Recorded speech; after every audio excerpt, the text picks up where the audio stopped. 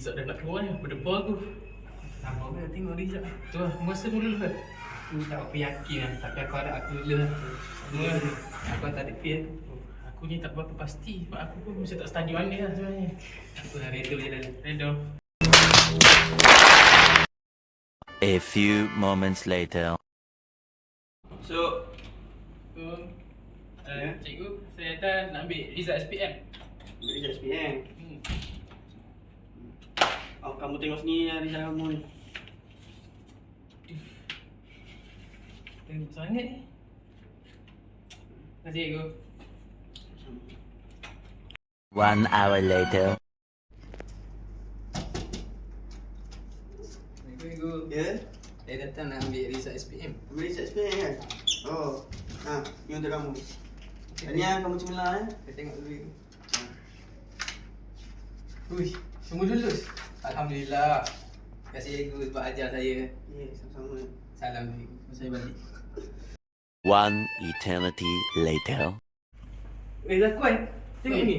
Mamat. Aku dapat straight A lah. Padu dong kau. Tahniah tu. Hebat lah. Alhamdulillah. Alhamdulillah. Kerja keras aku. Kau macam mana Zakuan? Bagus untuk kau. Aku tak berapa elok tu. Nak ada Zakuan? Boleh aku tengok? Yo, aku face semua. Oh, tak apa Zakuan. Ini adalah permulaan je. Tadi aku ada dapat pamphlet ni daripada ada orang promote. Aku Apa ni? Aku rasa aku nak masuk salah satu course dekat sini. Nah, aku bagi kau tengok. Aku ingat aku nak masuk multimedia ni. Apa Mana ni? tahu kalau kau berminat kan kita boleh masuk sekali nanti. TVET Lipis Aduh, multimedia kandungan kreatif. Bila ni? Kemasukan dia tak silap aku bulan 7. Oh. Boleh lah, boleh. Kalau minat boleh kita masuk sama-sama Zakuan.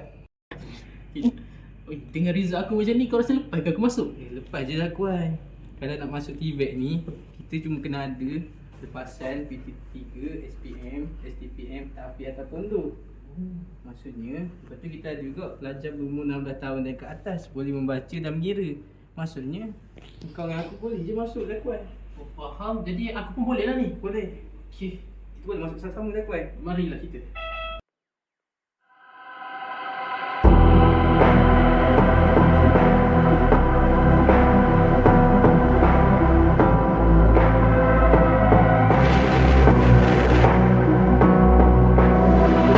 Sesat terbuang di sebalik bayang, bara tersisa terangi.